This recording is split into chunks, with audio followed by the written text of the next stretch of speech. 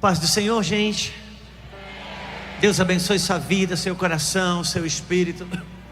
Você que já está nesse lugar, você que está na internet acompanhando a gente, você que está na internet e ainda vai chegar aqui, seja amanhã, de manhã ou à noite, que o Senhor nos faça ir mais profundo, mais dentro dele. A grande maioria aqui já tem uma certa caminhada no Senhor, uma certa caminhada em Deus. Já participamos de muitos encontros de fé, de muitos ajuntamentos na presença do Senhor. Experimentamos muitas coisas, desfrutamos dela da melhor maneira que pudemos. Não sabemos se aproveitamos da melhor maneira, mas bebemos, comemos.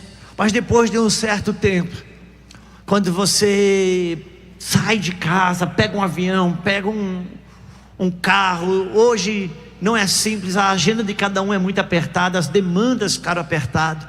Você vê que a gente compra coisa para facilitar o nosso tempo e continua se sentindo atrasado. Você pode comprar micro-ondas para ser mais rápido, a lava-louça para ser mais rápido, a lavadora para ser mais, secadora, você compra tudo para ser mais rápido, mas acaba o dia, você tem um sentimento de que o dia foi curto, porque é um tempo de remissão de tempo. Então hoje não tem mais como a gente sair de casa, ir para um encontro, um ajuntamento e receber da mesma porção, do mesmo modo que outrora, não.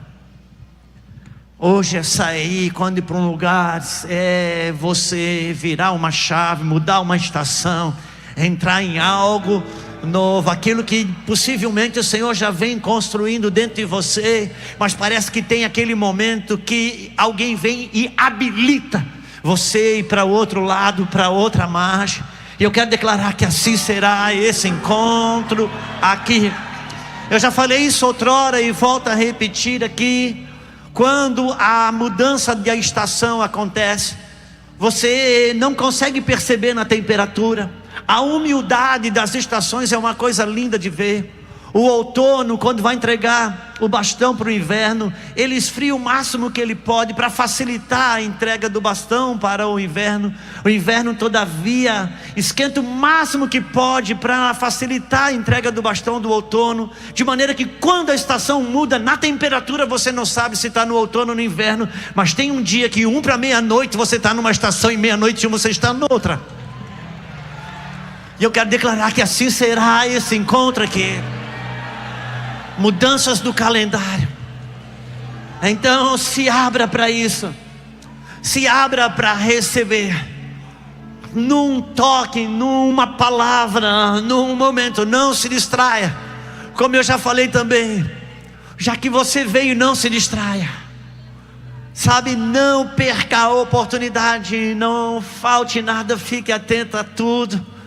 Porque não se trata de mais uma convenção ou mais um encontro. Nós não podemos ver mais nada desse jeito. Viemos, então nós vamos levar aquilo que o Senhor tem preparado para nós. Amém? É como se fosse aquele movimento de Eliseu: traga a tua botija, porque você não vai sair se não for carregado e cheio. Então vamos orar. Vamos orar ao Senhor. Pai, muito obrigado por esse ambiente aqui, esse ajuntamento de fome, esse ajuntamento de sede, esse ajuntamento, Senhor. Não somos nós que viemos, é o Senhor que nos atraiu. Sim, é o Senhor que nos atraiu para esse lugar. Por isso nós rendemos o nosso espírito, nos unimos a todo tipo de oração, intercessão em nome do Senhor que foi feito para esses dias aqui. Concordamos com o Senhor, concordamos com o céu, com tudo aquilo que o Senhor preparou para esses dias, que nada se perca. Pai, em nome do Senhor Jesus, declaramos, cremos e habilitamos juntamente com o Senhor o ministério dos anjos nesse lugar. Toda a ordem de anjos que foi preparada, habilitada, Senhor, ordenada para esse encontro, essa conferência. Nós queremos nos conectar com essas antenas, dessas hostes celestiais liberadas pelo Senhor. Em nome de Jesus, nos rendemos, nos abrimos para a tua santa, bendita e poderosa palavra. Nos leva para esses ambientes onde teus recursos estão presentes. Em nome de Jesus. Tenha liberdade de sentar um pouquinho. Fique à vontade. Que bom estarmos aqui. A nossa terra. Nesse tempo tão especial. Eu estou aqui com a minha Lulu. Cadê você, meu amor? Vem cá só um pouquinho. Vem, amor, vem. Vem cá só um pouquinho. A gente está muito feliz. Eu estava olhando.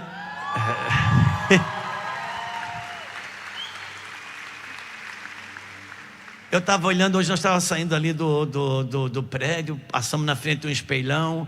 Eu disse para ele: ô Lulu, ou nós sempre fomos bonitos, não sabia, ou nós era muito feio. Nós melhoramos. Quem Deus não fez bonito tem que andar arrumado. Então, a gente faz tudo que pode. Mas eu quero deixar a Lulu dar uma saudação para todos os irmãos. Boa noite, a paz do Senhor. Que alegria estar nesse lugar. Que alegria estar nesse lugar. Tem uma glória muito grande aqui. A presença do Senhor vai se manifestar nesse lugar, nesses dias. Meu irmão, eu prego. Posso, meu pastor? Estava sentada ali, o Célio começou a falar. Essa é a nossa terra, a nossa casa. E o quanto que o Senhor fez nas nossas vidas, e o quanto que o Senhor tem manifestado a sua glória sobre nós. E eu disse: Senhor, nos surpreenda, faz o novo de novo. Comecei a clamar ali, o Senhor começou a trazer algo muito lindo dentro de mim, como se os dias dos grandes avivalistas, dos grandes homens de Deus, fosse passar nesse lugar, nesses dias. E eu e Juscelia, nós temos carregado uma palavra desde 2023. Não duvide. E lá em Campinas nós temos andado sobre essa palavra, de não duvidar. Então que nesses dias aqui, que se você veio para cá, eu vim para cá com grandes expectativas. E a glória do Senhor vem quando a gente chega num lugar e vem com muita fome, muita sede do Senhor. E que nós possamos nesses dias aqui clamar: Senhor, nos dá fome e sede de Ti. Porque a glória do Senhor vai se manifestar. A unção e o poder do Senhor vai se manifestar. Porque Ele vai fazer o novo de novo. E Ele tem falado para nós que Ele está elevando a medida. A medida do Senhor, Ele está aumentando a medida. Porque quando Ele falou isso para mim, eu achei que eu tinha que elevar a minha medida. E o Senhor disse: não, Luciana, você não pode elevar medida nenhuma, minha filha.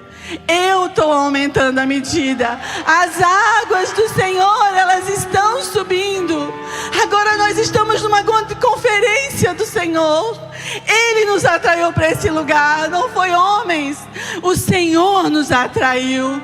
Então que nós possamos sim dizer: Senhor, vem, vem. Que todo homem, toda mulher de Deus que passar nesse altar, que possa ser embriagado e encharcados pelo Senhor, encharcados pela glória de Deus, mas que você daí possa liberar também muita glória do Senhor, porque nós somos homens e mulheres incendiados pelo Senhor. Pai, no nome de Jesus, Pai, eu quero orar mais uma vez, dizer: vem, Senhor, com tanta força nesse lugar, como os dias de homens e mulheres, Senhor, que nós escutamos, Senhor, que nós fomos atrás, que fomos a eventos. Que assim seja nesses dias, Senhor. Que os anjos, Senhor, estejam em forte movimentação nesse lugar. Que a Tua glória seja atraída pela fome e pela sede do Teu povo, Senhor, como nunca antes. Que haja uma confiança tão grande por Ti, Senhor, que sejamos incendiados pela Tua glória. Pai, que as curas, milagres extraordinários nós possamos acessar, Senhor, tudo aquilo que está pronto na eternidade para nós. nesses dias, Senhor. E nós queremos tomar posse, Pai, em nome de Jesus. Amém. Cuidado, vai devagar, cuidado. Louvado seja Deus. Que bom estarmos aqui. Nós, dessa vez veio só eu e a Lulu. O Eduardo e a Bel tá com um recém-nascido, nosso terceiro neto. O Felipe e a Sara estão passeando. E é tão interessante, porque nós temos 2 filhas. Uma está casada há 4 anos, a outra 2, e nós já temos 3 netos. Uma produção fantástica, um portal de aceleração incrível. Mas, como a Lulu falou, que bom estar aqui. Para gente que nasceu nessa terra, eu sou de Itajaí desde o tempo que Itajaí era do itajaiense. Hoje não é mais. Hoje tem muitas nações dessa terra chamada Brasil aqui. Então, quando a gente vem, passa alguns filmes daquilo que a gente já viveu, e aqui mesmo nesse lugar, na nossa juventude, existiram coisas aqui, e a gente passou, que nos diziam que a gente teria um futuro não muito proveitoso. Mas como diz a canção, o Senhor estendeu a sua mão sobre nós. Então é algo inexplicável estar aqui. Eu vou pedir para você abrir a sua Bíblia em 1 Reis, no capítulo 17. Nós estamos aquilo que a gente pode chamar uma palavra de abertura. E é um rio de Ezequiel, que começa e vai se abrindo e vai se rasgando. E 1 Reis, capítulo 17, vai dizer assim: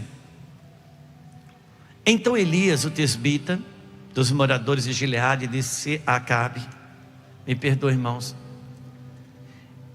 segundo mesmo, está aqui, é 17, 1 Reis 17, eu estou certo, só estou me atrapalhando mesmo, mas eu estou certo.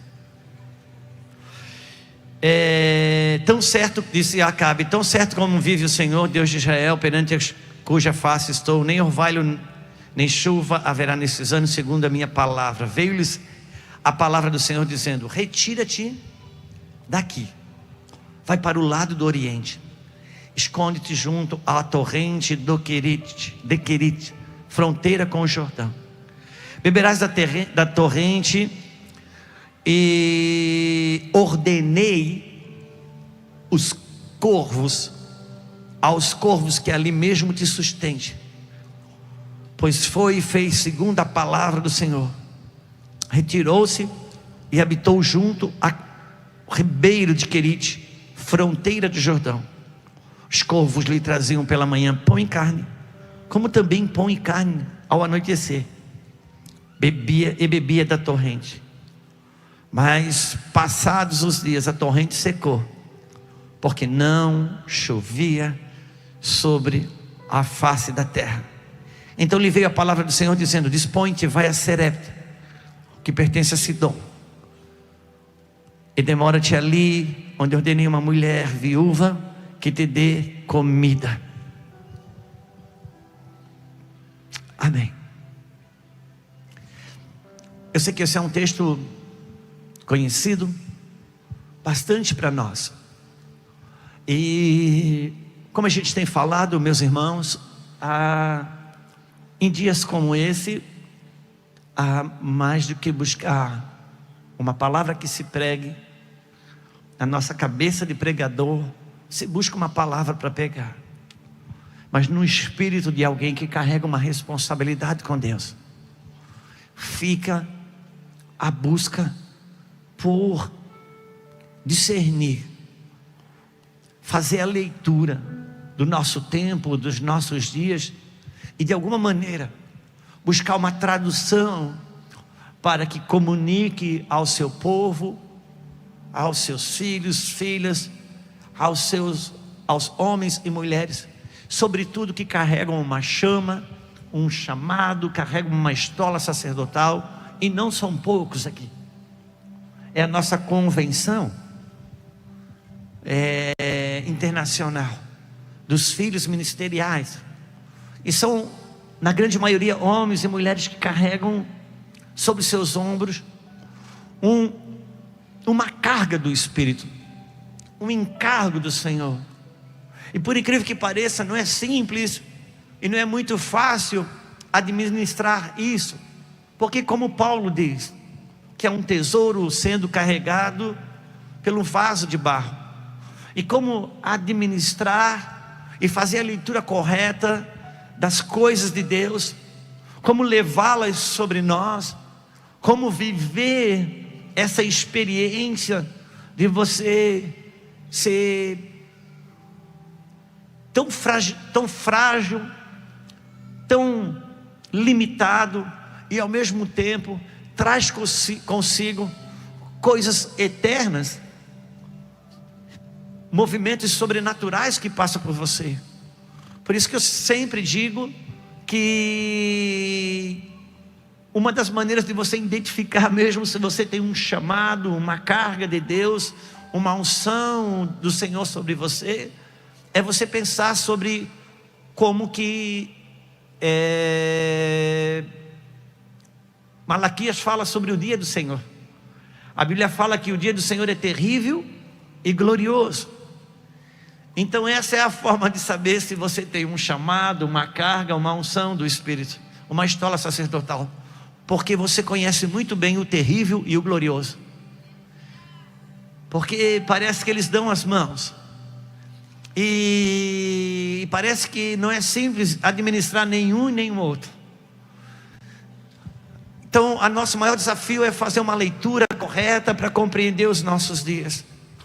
E dentro do meu entendimento, a percepção que eu tenho é que continua da parte de Deus, da parte do Senhor, uma espécie de uma comunicação sobre um movimento transitório que está sobre a face da terra. Quando o Senhor nos confiou uma fala e colocou na mesma fala a partir da pandemia. Nesse movimento transitório, me parece que Deus, através da pandemia, Ele nos deu condição de apalpar um corte de mudança, apalpar um movimento de transição, apalpar aquilo que nós falamos. É como se antes da pandemia fosse uma estação e depois da pandemia fosse outra. Ali a gente podia apalpar, as coisas não voltariam a ser do mesmo jeito. E nosso pastor falava muito sobre uma frase, que quando passasse a pandemia, quando as coisas voltaram ao normal, quando a situação voltar ao normal, e nós sabíamos, parece que dentro do nosso espírito gritava,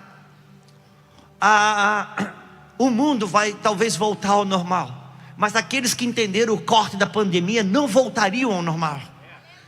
Por quê? Porque de alguma maneira, do lado de fora havia um caos, e havia temores, perdas, escassez, medos. Só que ao mesmo tempo, nós sabemos muito bem que para muitas pessoas, para muitos ministérios, para muitas igrejas, para muitos homens e mulheres que têm esse encargo, as coisas, houve uma chave de visitação do Senhor. Em meio ao caos, em meio a muitas perdas, houve um corte, um portal de aceleração se abriu. Era incrível você ver que você olhava no ramo empresarial, empresários do mesmo ramo, um estava quebrando, o outro estava dobrando patrimônio. Por quê? Porque havia um portal de aceleração, tanto para aquilo que era bom, quanto para aquilo que era ruim. Pessoas que estavam buscando se santificar a Deus, Parece que receberam um empurrão e foram para um lugar mais alto. Parece que muita gente saiu do morno. Quem estava indo do frio para o quente ganhou uma aceleração e foi para o quente. Quem estava descendo do quente para o frio ganhou uma aceleração e foi para o frio. Houve um portal de aceleração, de maneira que havia um convite do Senhor: não queira acelerar, o portal de aceleração está aberto, só decida a vir para o lado onde o portal de aceleração te leva para frente. Você pode encontrar, quando você vê uma escada, eu te pergunto, aquela escada é uma subida ou é uma descida? Depende da direção de que você está indo. E você pode ver duas pessoas no mesmo degrau e achar assim, numa leitura do lado de fora, que elas estão no mesmo lugar, na mesma altura, no mesmo patamar. Mas se uma está subindo, a outra está descendo, elas não estão no mesmo nível. Então parece que a pandemia estava reposicionando. Havia uma visitação, havia um favor de Deus em meio ao caos, havia uma provisão do Senhor. E como nós temos dito, toda visitação de Deus, ela tem uma proposta. E qual que é a proposta? Fazer com que eu e você nos reposicionemos sem dor. Esse é o propósito da visitação. É você e eu se reposicionar sem dor. Por isso que quem recebe uma visitação, se você só consome a visitação, se você só desfruta da visitação, ou se você se aproveita da visitação e você não se reposiciona, quando a visitação passa, você está exatamente no mesmo lugar. Não significa dizer que você não vai se reposicionar, mas não sem dor. A visitação tem essa proposta. E um desafio para a igreja é que a gente seja menos consumidor e aproveite mais para reposicionar. Quantas revelações são colocadas à mesa? Não é pecado dizer uau, mas é pecado não ir para esse lugar que o uau te falou.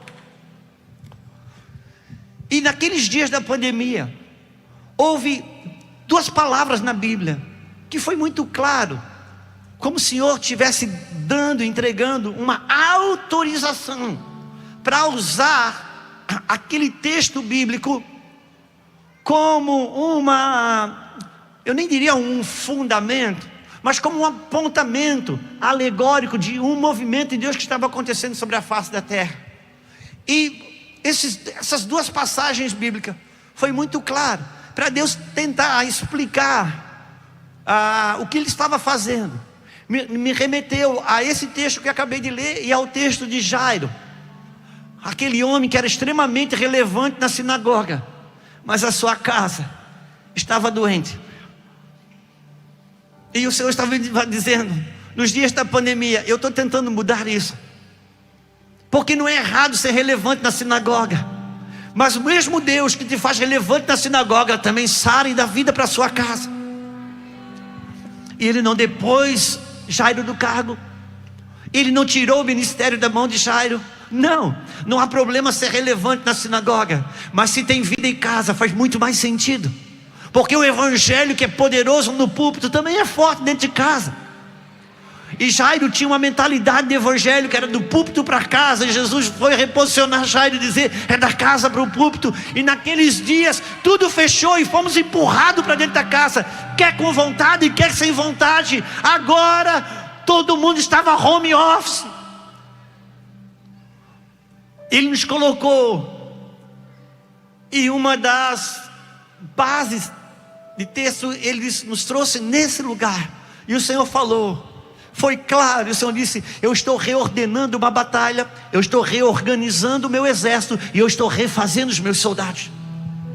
Então Ele estava reordenando uma batalha, e Ele está reordenando uma batalha. O que é reordenar uma batalha? Ele está, tem uma nova batalha acontecendo, Ele está reordenando uma batalha. Ele está mudando governos, Ele está mudando influências, Ele está mudando vozes, Ele está mudando moedas. Ele está fazendo, independente de igreja, não igreja, é uma coisa que Ele está fazendo sobre a face da terra, ponto. Não tem a ver comigo nem com você, mas é com o que Deus está fazendo.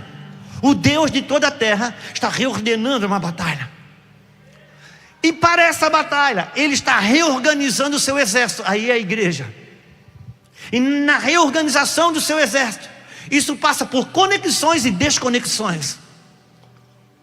Alguns apegos vão ter que ser feitos, cortes vão ter que ser feitos.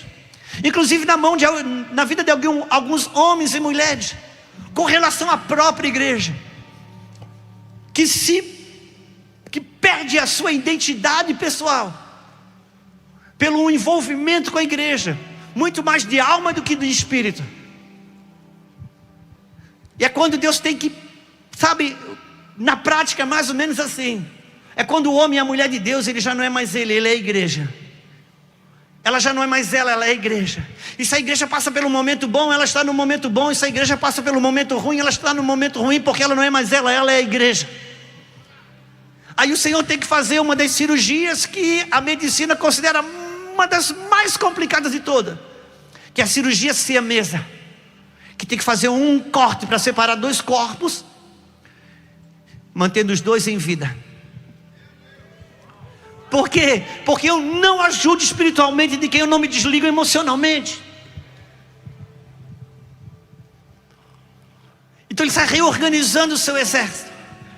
E isso é um movimento coletivo. Mas ele está refazendo os seus soldados. Aí é só você.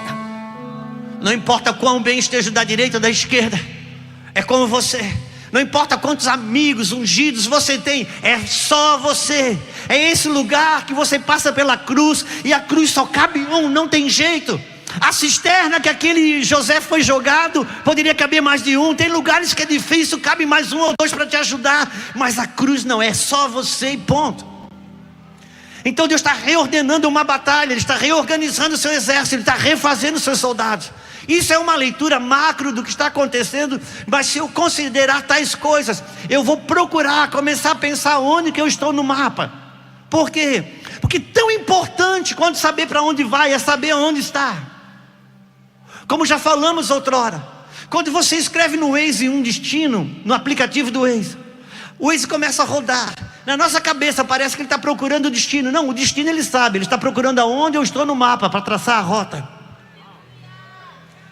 Às vezes até tem uma meta onde eu quero ir, entendo que tem um propósito de Deus para chegar lá, mas aonde eu estou no mapa?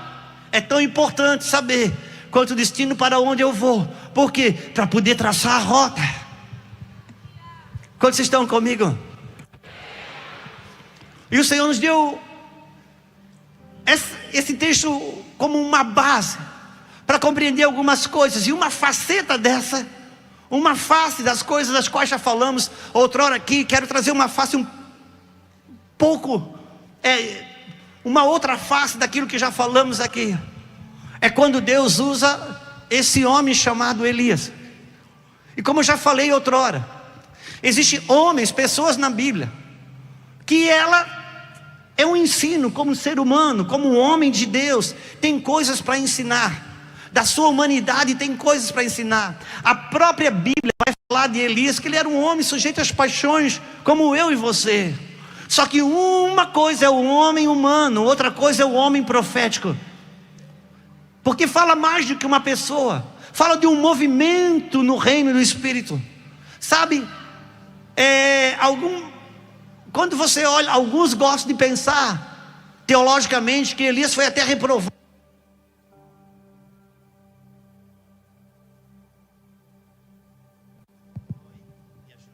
Eu acho que eu apertei alguma coisa aqui. Quando você arrumar, você me devolve. Alguns gostam de pensar até que Elias foi reprovado quando Deus diz: unge Eliseu no seu lugar. Pode ser que sim, não vou entrar no mérito, mas eu não sei. No monte da transfiguração, Deus chamou de um lado Moisés para representar a lei, esse profético. É uma realidade para o Moisés humano, há uma realidade para o Moisés profético.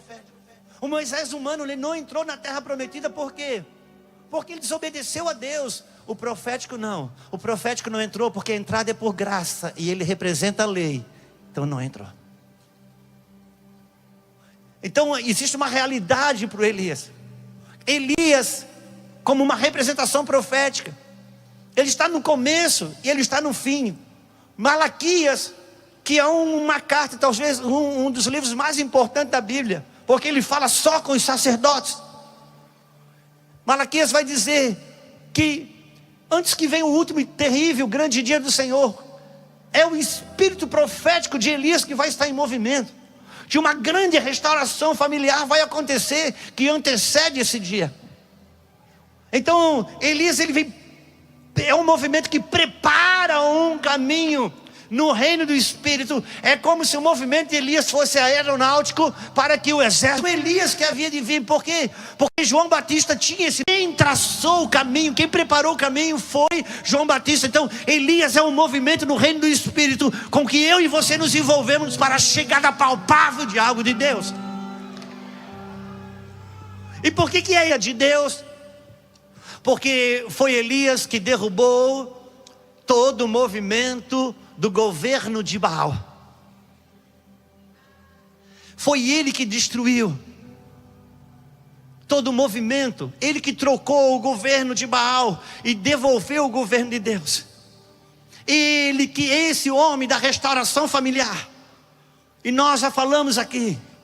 E ele não mudou. Jezabel é um espírito, um principado de Baal, que pode ganhar muitas formas de explicar, de controle, manipulação, seja o que for, mas pode ter isso dentro do seu espírito. A maior função do governo de Jezabel, do governo de Baal, é desconfigurar o padrão familiar de Deus sobre a face da terra.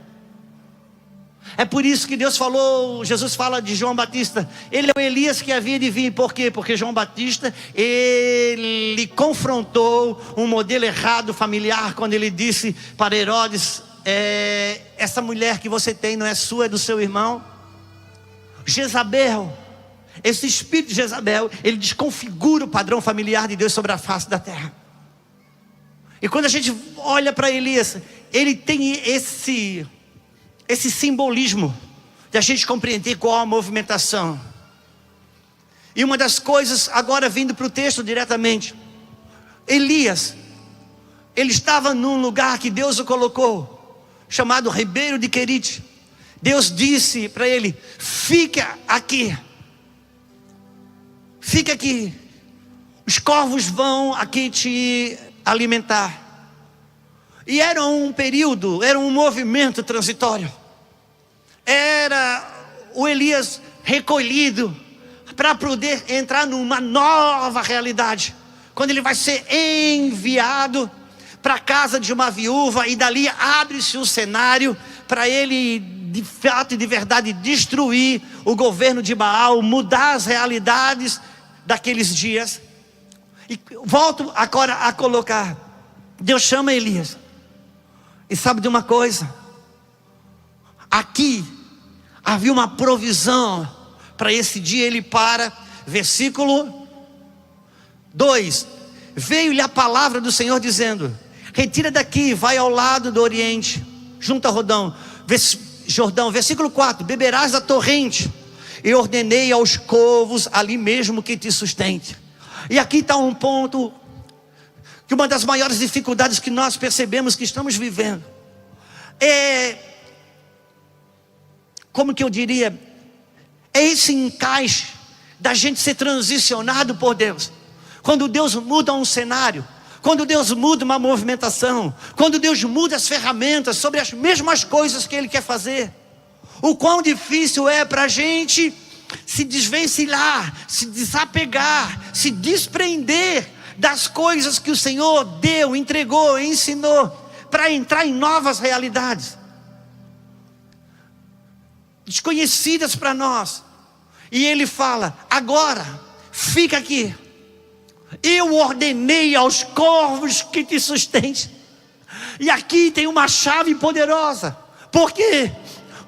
Com Elias, Deus diz: vai para esse lugar. Com os corvos, Deus ordena. A provisão, Deus não fala, a provisão Deus ordena. Ao homem de Deus cabe se deslocar para onde Deus mandou, porque a provisão te espera no fim da obediência de uma instrução.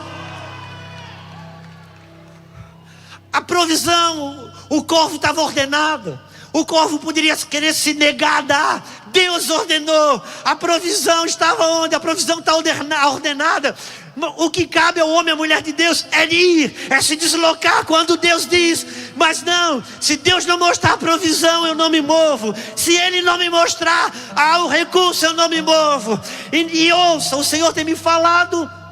Eu não gosto muito de usar essa frase, o Senhor tem me falado, porque parece que a gente se vende muito espiritual e não é. Até a gente ouvir a palavra de Deus, a gente ouve o demônio, o nosso medo, a nossa carne, a insegurança. Por último, na insistência, você fica com aquilo que é a instrução divina. Mas o Senhor tem dito nesse tempo: obedecer uma instrução de deslocamento, obedecer uma instrução, uma voz de ir, de se mover para novas realidades. Quando vivemos a experiência de ter que fazer algumas coisas contra a própria natureza, contra a própria formação, até mesmo algumas percepções teológicas, parece que estaria ferindo se fizesse daquela forma. E foi tão assustador, às vezes ainda é, mas quando o Senhor começou a trazer sentido das coisas que fizemos quase no escuro, sabe o que aconteceu? O Senhor veio colocando. Parece que agora vai ser assim, irmãos. Primeiro você obedece, depois Ele explica. Sabia, quando o filho é criança, quer muita coisa, e a gente explica porque é criança. Mas no crescimento, o sentido, a explicação, o entendimento vai vir depois da obediência. E obedecer a Deus quando as coisas têm lógicas não é tão difícil. Mas obedecer a Deus quando as coisas não têm lógica para a gente é tão complicado. E já falamos outrora, e voltamos a repetir, e entender a pedagogia de Deus, como Ele me treina para as mudanças. É importante, por quê? Porque parece que o treinamento de Deus, a pedagogia do treinamento, parece sempre ser ao contrário daquilo que Ele está me pedindo ou me instruindo. Vamos lá. Se o Senhor fala para mim, ou para você, como falou para mim a Lulu, em 2020, falou com a nossa casa, e disse: a partir de agora, eu quero que vocês ouçam a minha voz, numa medida maior. E quando essa instrução chegou, eu disse: uau, parece que eu andava assim, querendo ver, olhava um passarinho, parecia o Bertelli, eu queria achar Deus falando na borboleta, nas coisas, mas tudo bem, pode funcionar com ele, comigo não funcionou. E eu disse: Deus, se o Senhor fala que está dizendo que agora vai me ensinar a ouvir melhor, por que não fala? Porque quando Deus vai te ensinar a ouvir melhor, o treinamento não é Ele falando, o treinamento é Ele calando. Porque na pedagogia de Deus, o treinamento parece ser contrário àquilo que Ele está instruindo. Sabe de uma coisa? Se Deus fala para mim, para você: a partir de amanhã, eu vou te encher com uma nova medida do meu espírito, eu vou te encher com uma nova medida da minha glória. Então eu vou dormir, e eu acho que eu vou acordar dando glória a Deus, aleluia, vou acordar falando em línguas. Não. No outro dia eu acordo e não me sinto nem crente, não me sinto salvo. Muitas vezes na oração tudo que eu quero é um atestado de sanidade. Por quê? Porque se Deus vai te encher, o treinamento dele é te esvaziar. Porque na pedagogia de Deus, o treinamento parece ser, quando Deus vai ampliar, Deus vai expandir, Deus diz: eu vou fazer você crescer, eu vou fazer você se expandir, eu vou ampliar você. Você imagina Jesus no Getsemane, sendo espremido a ponto de sair sangue. Você imaginar que Jesus estava sendo expandido parece ser difícil. Mas no espremer do Senhor, o Senhor diz: eu estou te alargando, eu estou te esticando. Eu digo: Deus, tem alguma coisa errada, porque o Senhor está me esticando, segundo a tua palavra está me esticando, mas dentro de mim parece que eu estou sendo espremido. Aí nós começamos uma reforma na nossa casa, faz 6 meses. A Lulu queria reformar uma cozinha. Ela falou que a reforma era de uma cozinha. Mas resumo, irmãos, a reforma da casa toda. Foi uma reforma da casa toda. Ela derrubou 9 paredes. Tem casa que não tem 9 paredes, ela derrubou 9 paredes. A nossa casa está praticamente pronta. Os cômodos ficaram enormes, lindo, é uma coisa, está muito bonito. Só que é interessante. Por quê? Porque quem passa na frente da minha casa, do lado de fora, ela está do mesmo tamanho. Só que do lado de dentro. Deixa ele te espremer, porque ele está te aumentando. Porque a pedagogia de Deus é diferente. No treinamento parece ser o contrário daquilo que ele diz que está fazendo. O Senhor deu uma palavra para Lulu que fez muito sentido para mim, para compreender essas coisas das quais eu falo agora. O Senhor disse: a angústia é um produto do espírito que a alma potencializou na queda. Vou repetir. A angústia é um produto do espírito que a alma potencializou na queda. Todas essas coisas no treinamento trazem angústia. A alma não consegue fazer uma leitura que isso vem de Deus. A alma lê que você está reprovado. A alma lê que Deus, você passou, ficou para trás. Uma nova estação entrou e você ficou. A alma lê tudo ao contrário. Porque no evangelho da alma é: se Deus te ama, Deus fará todas as suas vontades. Mas no evangelho do espírito, a cruz é do caminho para a ressurreição que ele espera. E há um movimento transitório. E muitos homens e muitas mulheres estão sendo chamados a um deslocamento. Mas parece que estão com dificuldade de... Eu não vou dizer que eu não estou, mas pelo menos estou acreditando que estão indo. Porque o problema não é você ter medo. O problema é você fazer o que o medo manda. Coragem não é ausência de medo. Muito pelo contrário, coragem é fazer o que você tem medo. Sabe aquele homem que se enche de cobra? Você já foi num lugar que tem... Ou já assistiu na televisão? Põe cobra aqui, cobra ali. Vocês acham que aquele homem é corajoso? Não. Coragem é você deixar uma cobra daquela e ele botar em você. Aí é coragem. Aquilo para ele não é coragem. Tem uma transição e tem uma provisão nessa instrução.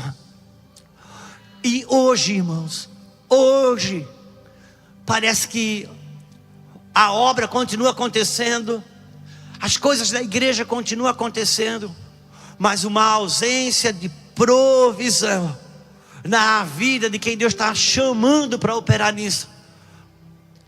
Está gritando, trazendo pesos, trazendo fadigas e fazendo com que a alma, lendo errado, ela não avança, ela recua. E eu quero voltar a profetizar nesses dias aqui. Tanto eu como você vamos receber armaduras certas, ferramentas certas, armas certas, para deslocar, para ir para outro lado, ir para outra banda, transicionar. Pois bem, em o primeiro ano depois da pandemia que abriu aqui, eu falei sobre isso e vou usar essa ponta para ir um pouquinho mais longe. Quando o rio se seca, eram 3 meses, eram 3 anos.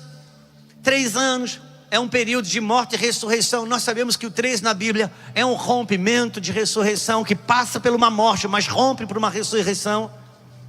E Elias recebeu essa palavra, e Deus, ele estava no ribeiro, num lugar de águas. Nós já falamos isso aqui, mas só para fundamentar, irmão, se você me permite e tem paciência, deixa eu colocar na mesa novamente. Águas na Bíblia fala de um movimento de Deus. Quando Jesus dizia para os seus discípulos: passamos para outra banda do lago, passamos para outra banda do mar, vamos para outra margem. Aquilo não era uma mera transição. Não é você que saiu do aeroporto, entrou no ferry-boat para passar para o lado de cá. Era mais do que isso, porque águas na Bíblia fala de um movimento de Deus. Saindo do Egito, você passa pelas águas do Mar Vermelho. Entrar em Canaã, você passa pelas águas do Rio Jordão. São batismos que você tem uma medida de morte, mas uma ressurreição que te aguarda. A voz de Deus é como a voz das muitas águas. E Jesus lava a sua igreja com a lavagem pela água da palavra. Porque água e vento fala de um movimento de Deus. Então quando um rio se seca, por que eram os corvos que alimentavam? Porque corvo na Bíblia fala de um tempo findo de Deus. Quando Deus encerra um ciclo macro. Quando Deus encerra uma movimentação macro. Por isso que nas águas do dilúvio, o movimento de Deus. Águas do dilúvio, o movimento de Deus, não micro, não médio, mas o movimento macro. Antes de Noé abrir a janela, antes de ele soltar a pomba para anunciar o tempo novo, ele solta o corvo para anunciar que um tempo findou. As águas baixaram. Então quando as águas encerram, os corvos estavam ali para dizer: um movimento de Deus encerrou e eu estou transicionando isso, eu preciso te levar junto. Então ele diz: vai para a casa de uma viúva em Serepta, porque eu já determinei e ordenei. Está aqui, versículo 8. Então veio a palavra do Senhor: dispõe-te, vai a Serepta, pertence a Sidom, e demora-te ali, por onde ordenei uma mulher viúva que te dê comida. Me parece que Deus foi lá e falou com a mulher, ordenou a mulher. Só que quando você vê um encontro de Elias chegando a ela e dizendo: dá um prato de comida para mim, ela diz: ah, Senhor meu, eu não tenho condições de dar um prato de comida, eu só tenho o último bocado aqui, eu vou comer, vai morrer meu filho, vai morrer eu depois. Me parece que quando Deus diz que ordenou a viúva, mas quando Elias chega, parece que ela não conversou com Deus, ou Deus não conversou com ela, ou Deus falou e ela não ouviu, porque parece que ela está numa outra vibe. Quando Deus desloca você, a provisão vai vir, quer queira dar, quer não queira dar. Se a pessoa tem consciência, se não tem, se quer ou não quer, vai vir.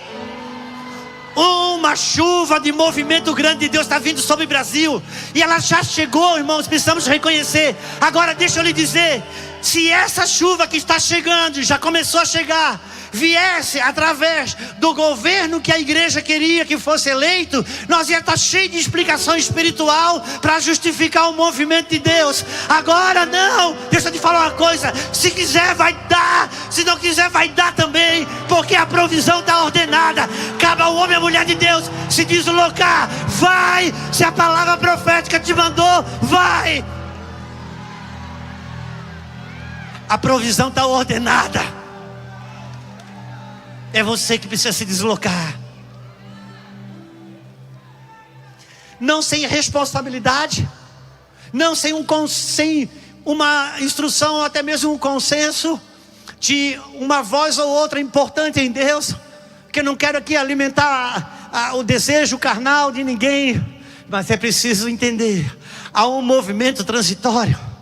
Só que agora, esse profeta, os corvos vinham dar para ele: oh, que provisão sobrenatural, que coisa gloriosa, eu tenho certeza que é Deus. Só que agora Deus fala: secou. Irmãos, experimentamos muitas coisas de Deus, só que eu vejo que alguns homens, algumas mulheres estão com dificuldade de entender que secou o rio. Para de insistir com aquilo que Deus já não está mais. Só que o rio até ali não era do diabo, os corvos não eram do diabo, tudo era de Deus, mas secou e Deus transicionou uma voz profética. Quantos entendem o que eu estou falando? Que bom. Então ele vai, uau, e Elias pensa: se aqui, nesse movimento, são os corvos que vão me sustentar, se a provisão vem do céu de maneira tão gloriosa, como não será a próxima? A próxima não tem lógica, é uma viúva. Não tinha lógica a provisão. Alô? Parecia não ter lógica a provisão. Só que a provisão está na instrução e não na lógica. Então ele vai, e ele vai para a casa dessa mulher. E quando a Bíblia fala: ordenei uma viúva que te sustente. Irmãos, Elias não foi lá comer aquele prato de comida. Elias morou na casa daquela mulher. Ela hospedou aquele homem. Ele morou com ela. Ele morou com ela. E aqui eu gostaria de fazer uso de uma ressalva muito grande que o meu pastor faz.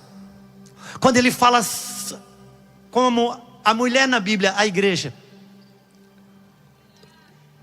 Irmãos, antes da mulher na Bíblia ser mulher, ela é a igreja. Antes da esposa ser esposa, é a igreja. Porque como marido e esposa, assim, é Cristo e a igreja. Então eu quero olhar essa mulher como a igreja. Eu quero olhar essa mulher também como você e a sua casa. Essa mulher não recebeu só esse homem. Ela não recebeu um homem chamado Elias. Ela não recebeu só um profeta chamado Elias. E aqui eu gostaria de poder, se a gente tem luz sobre isso. Essa mulher, ela abriu as casas e hospedou a voz profética.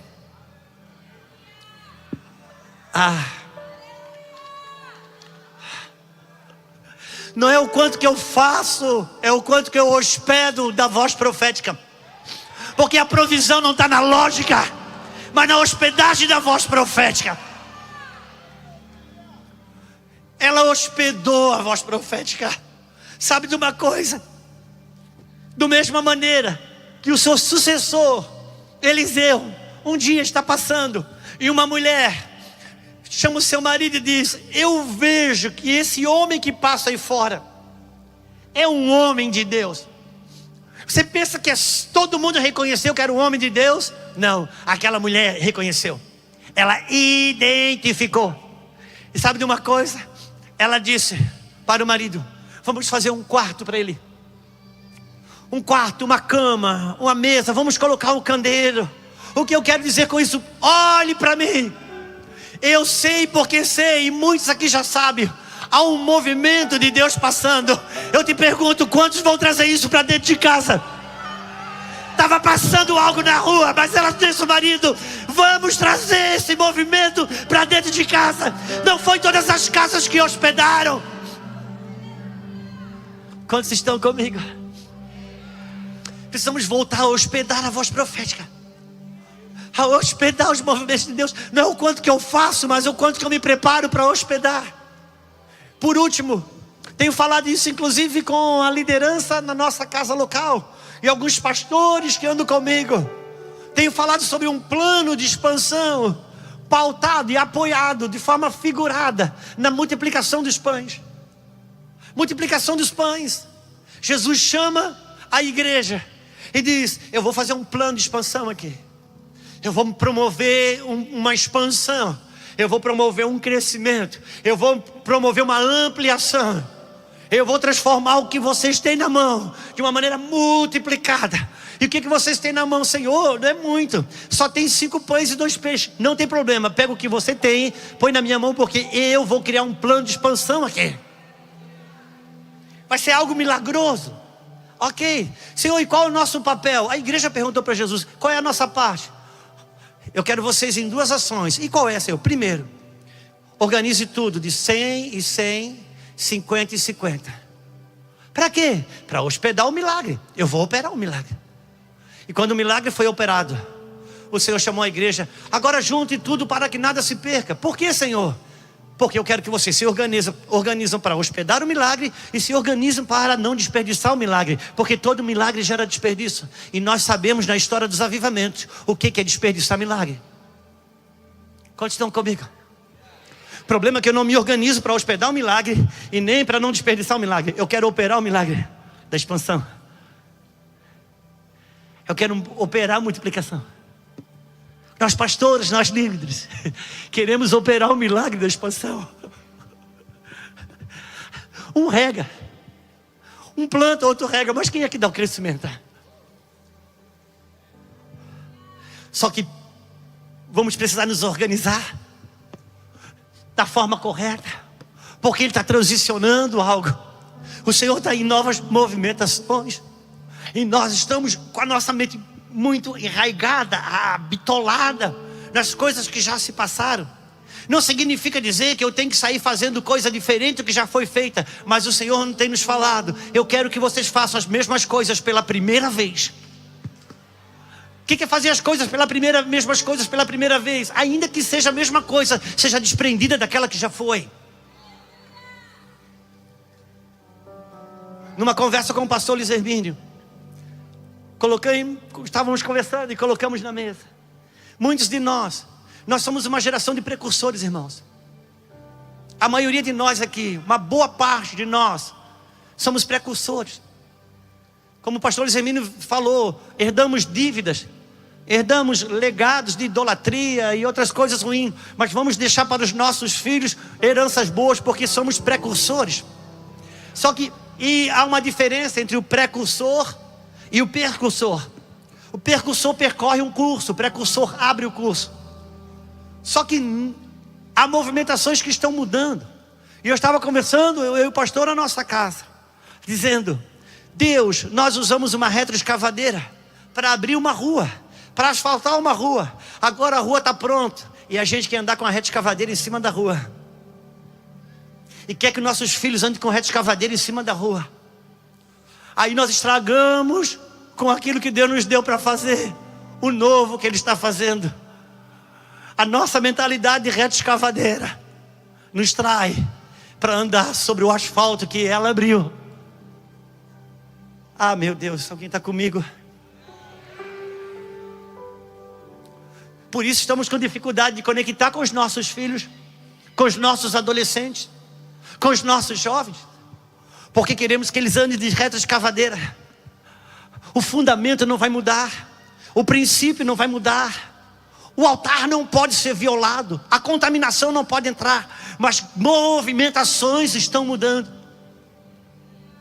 Coisas que outrora pareceram ser reprováveis.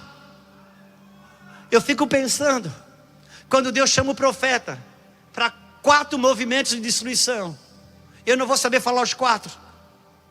Eu te chamei para arrancar, destruir, arruinar, demolir, não sei se nessas palavras ou nessa ordem.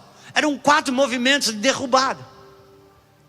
E depois isso, e plantar, e edificar.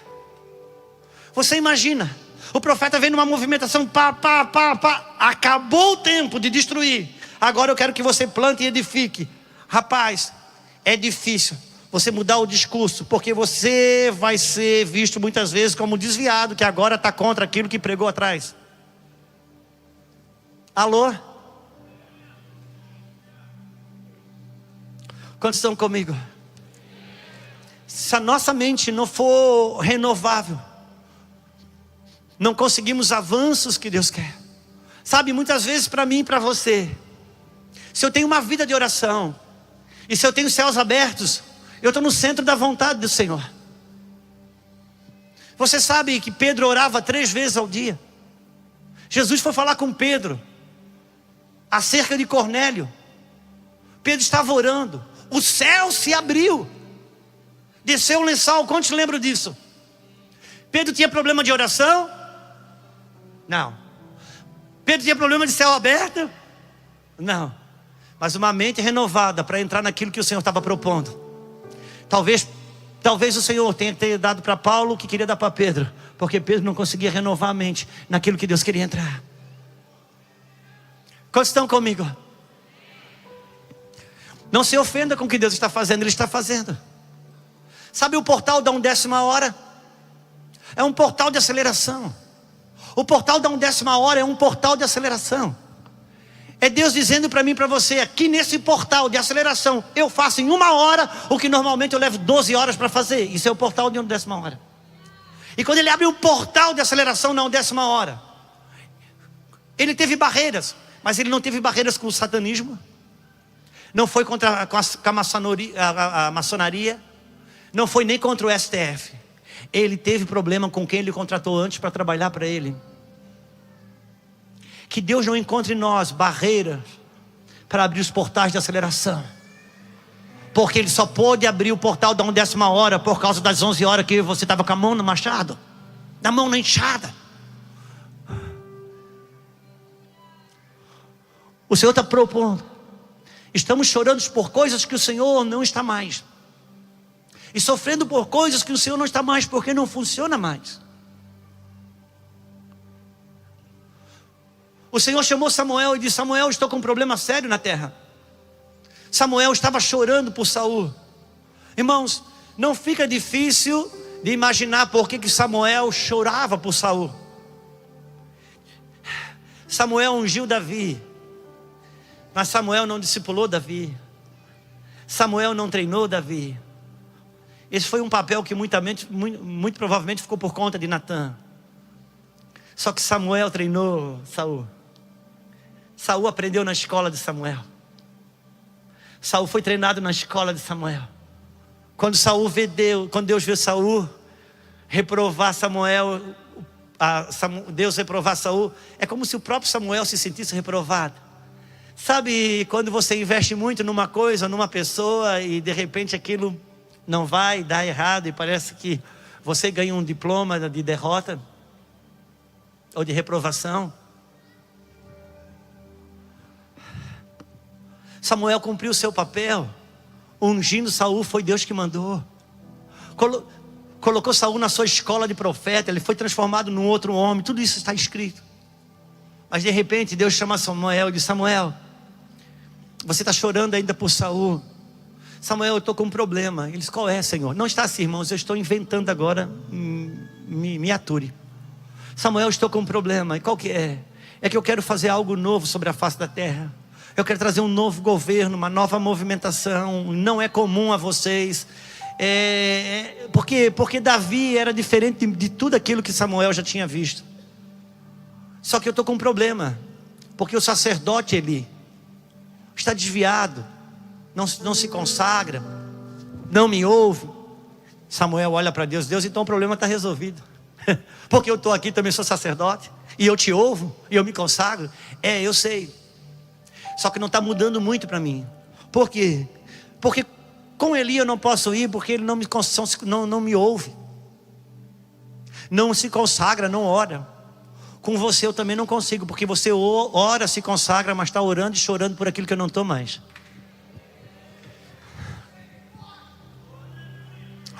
Precisamos aprender a transicionar com Deus. O desapego das coisas ruins e das coisas boas. Só que a gente aprende, você tem que se desvencilhar do seu abuso, você tem que se desvencilhar da sua derrota. Irmãos, será que a gente pode se desvencilhar das coisas boas também para as coisas excelentes? A boa, agradável e perfeita vontade, o apego da nossa alma.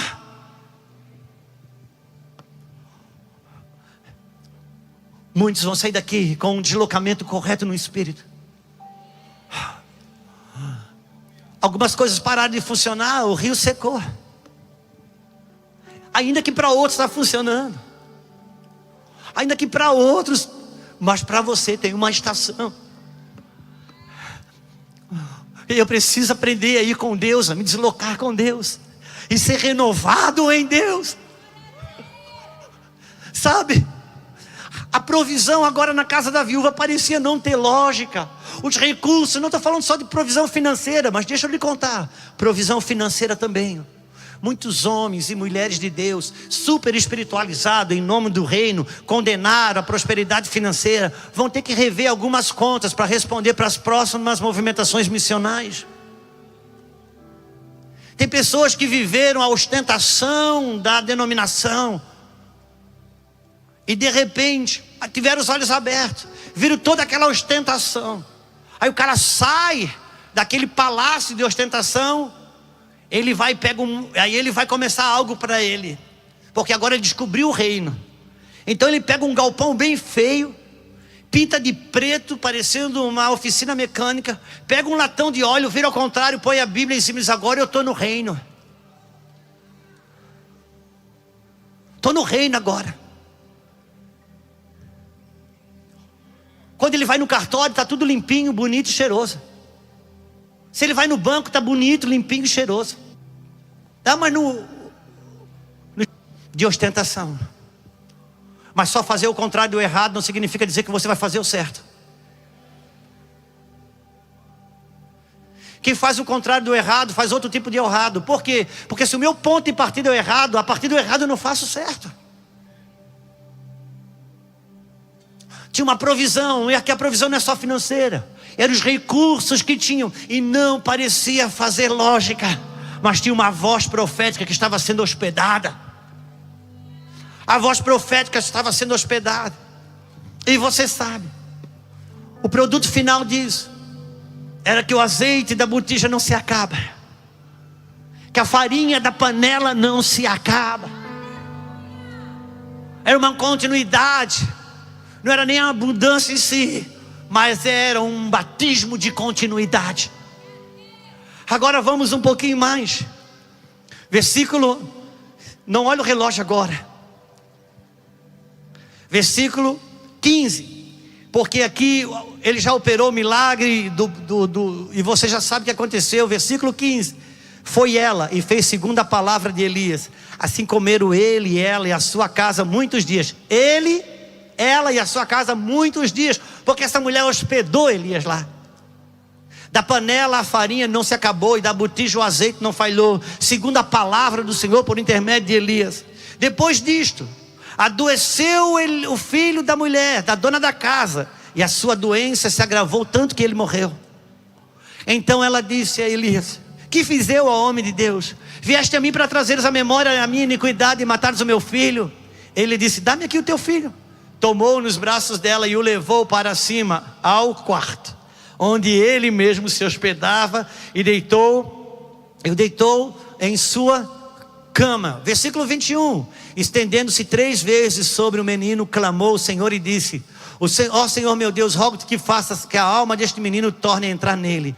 E o Senhor atendeu a voz de Elias, e a alma do menino tornou a entrar nele, e reviveu. E tomou o menino e o trouxe do quarto à casa, e o deu à sua mão. Ele disse: vê, o teu filho vive. Coisa interessante, porque isso aconteceu também com aquela mulher que Elias foi provisionar, que Eliseu foi provisionar. Aquela mulher que fez um quarto para Eliseu. Quantos lembram? Como é que era o nome dela? Tem nome? Eu não lembro. A Sunamita, eu sempre erro o nome, que eu misturo com a do Salomão lá. Ela recebeu. Quantos lembram que depois disso o filho daquela mulher veio a morrer? E Eliseu foi lá e entrou no quarto que ela tinha preparado para ele. Depois de um tempo, essa mulher, o filho dela veio a morrer. Sabe aonde que ele foi ressuscitado? No lugar do quarto que ela hospedou a voz profética.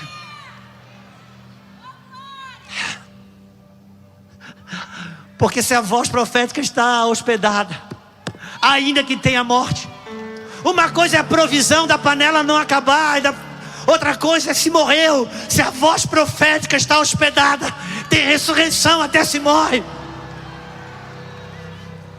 Não é o quanto que a igreja faz, irmãos, mas é o quanto que nós voltemos a hospedar a palavra profética, a instrução de Deus, a voz do Senhor voltando a falar com os seus filhos, que não necessariamente passa por uma lógica, mas tem uma provisão, que é de botija cheia, ou do 2 dedinhos que não para de correr, mas o batismo de continuidade está ali.